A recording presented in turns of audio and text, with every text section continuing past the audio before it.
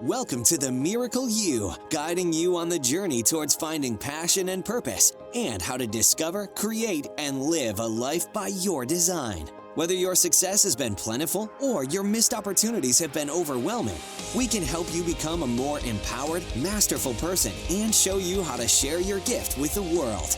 It's time to inspire change from within with the host of the Miracle You, Vince Kramer. Hello everyone, welcome to the special edition of the Miracle You, the Awakening Through Moments of Choice book series with Mary. Throughout the series, Mary will share with you her insights and feelings on our story that was shared in the book from my perspective. We know that what she has to share will enhance your experience reading the book. Let's get started. Here's Mary. Hi, and welcome to this episode of the Awakening Through Moments of Choice series. In this episode, I'll be talking about sharing my beliefs around spirituality, my experiences with a spiritual man, my fears, and starting to move beyond them. Hopefully, this will give you a deeper understanding from my perspective of our journey. If you don't have the book yet, you can purchase it at Amazon using the link in the show notes. There's a chapter in the book, Too Spiritual for Me, that was the first time I really opened myself up to Vince and shared the spiritual concepts that to this day are still true for me.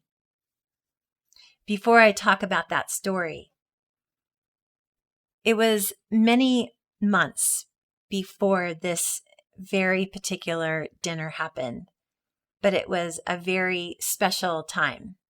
And he shares about the beautiful dinner and the conversation in great detail. Even though I met with him for dinner that night with a new conviction to explore the possibilities of our friendship being more, the other shoe dropped. He said I was too spiritual for him. Wasn't my higher self guiding me perfectly to my perfect twin flame? Wasn't Vince that perfect twin flame? And if he was, why was he being like all the other men in my life? I wasn't just disappointed after our dinner. I was devastated. It was months later, and after a relationship I had with what I would call a true spiritual man, that Vince and I would try again to see each other as more than friends.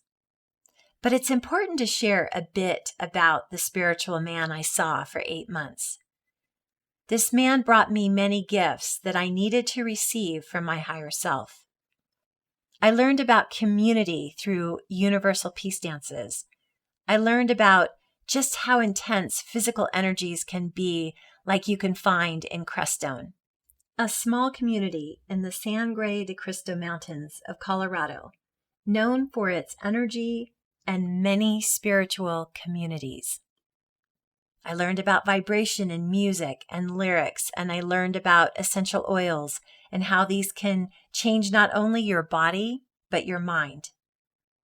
He helped me start to find my heart and to understand an energy in a way I had not known. And as he was a masterful hypnotist, he opened the door for me to my own connection with the higher vibrational energies. The relationship abruptly stopped because I won't speak for him, but I wasn't doing my shadow and mirror work that I knew about, and I wasn't practicing it. And once again, I was repeating a lot of the same patterns that I had been living in relationships all my life. It was after having what I thought would be the perfect spiritual man in my life that I was willing to give Vince another chance. Just maybe now we had both grown enough that there could be a possibility. I thought it was worth a try, and I wasn't giving up yet on men being spiritual. All through this relationship, I remained friends with Vince, and we had our monthly dinners. The bond that we built was getting stronger, and Vince was becoming more receptive to the spiritual concepts that I continued to share. During the summer of 2008, Vince invited me on a couple of long layovers he had in Alaska and Washington, D.C. As you will read in the book, we had a wonderful time seeing the sights, sharing ideas and thoughts. I continued to be challenged with thoughts that were making me question. We had good times, we enjoyed being together, but nothing was happening that made me believe that this was that twin flame relationship that I was looking for. Maybe it didn't really exist. I was enjoying my life with Vince and wondered if a relationship with him and just working hard for the rest of my life was the answer. I was in fear of repeating the same marriage again, even though Vince was a totally different person. It didn't help when I experienced his road rage on the drive home after our first real date in Alaska. He talks about this life-changing new awareness that he got from the days after our trip in chapters 9 and 10. That new awareness led to him inviting me on the Washington, D.C. layover. It was a beautiful time and we went for a walk. At one point, we were sitting on a bench overlooking the Vietnam Memorial because Vince noticed I was deep in thought, and we had a very serious conversation about those thoughts. There was a turning point for me that helped me see us in a different light. Vince described that turning point in the book, and I'd like to read it to you. I have to be honest with you, Vince. Although I like men like you, I promised myself I wouldn't have another marriage where I couldn't be all of me. I had to live a separate life with Russ. I lived a life of separation. I hid my spirituality because his non-belief was stronger than his love for me. I can't live the rest of my life like that, and I won't. As she stopped talking, she looked directly into my eyes. I knew a lot about her and her marriage, but this was shared with such intensity that I knew that whatever I shared next was going to be critical to any future I had with her. I looked back at her with all sincerity and touched her hand. Mary, I am really touched by what you have shared, and I can see how important this is to you. I appreciate your honesty.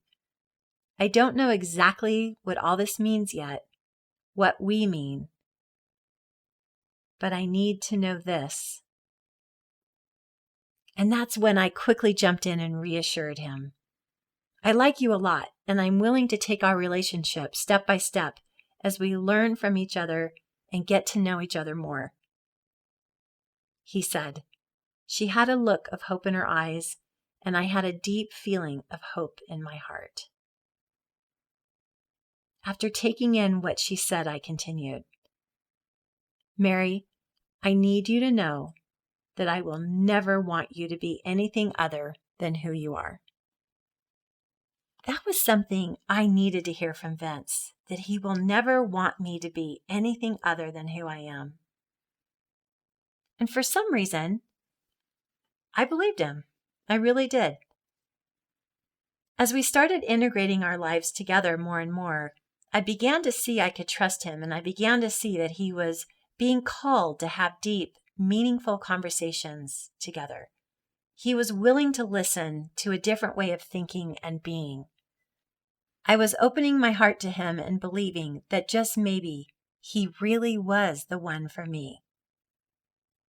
But would I have to give up my spiritual beliefs? He surprised me, though. He started taking the time in his busy schedule to find ways to prove or disprove the concept I was sharing about spirituality. He cared enough about me and himself to do research. And this is when he found that quantum physics carried the answers he needed to move forward. And in his movement, I was allowing myself to fall in love with him. I hope today's episode gave you a broader insight into the section of the book I covered. We all have personal journeys and they are very different, yet they have the same common thread. We are called to wake up and listen to our messages, to grow and expand. In the next episode, I'm going to share my thoughts and feelings around our next trip to Aspen, Vince's Illumination Intensive, and the little blonde girl. Until our next time together, please enjoy the book. You've completed this episode of The Miracle You, but we have plenty more to help you discover your own personal passion and purpose. Head over to themiracleyou.com for free resources to assist you on your journey, as well as register for our free webinar, Discover Your Miracle Life, 3 Mind Awakening Steps Toward Your Unique Purpose, or apply for a one-on-one Your Life, Your Way breakthrough session and discover your next best step on your journey. All available exclusively on our website. That's themiracleyou.com. We look forward to sharing more experiences of passion, purpose, and life by design next time, right here on The Miracle You.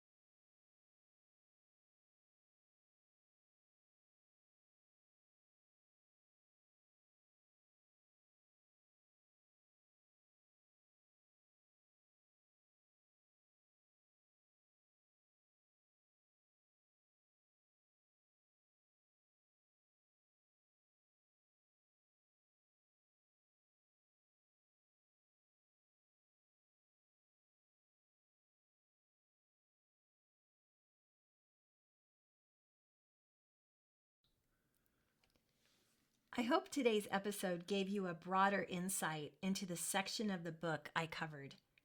We all have a personal journey, and they are very different. Yet, they have the same common thread. We are called to wake up and listen to our messages, to grow and expand.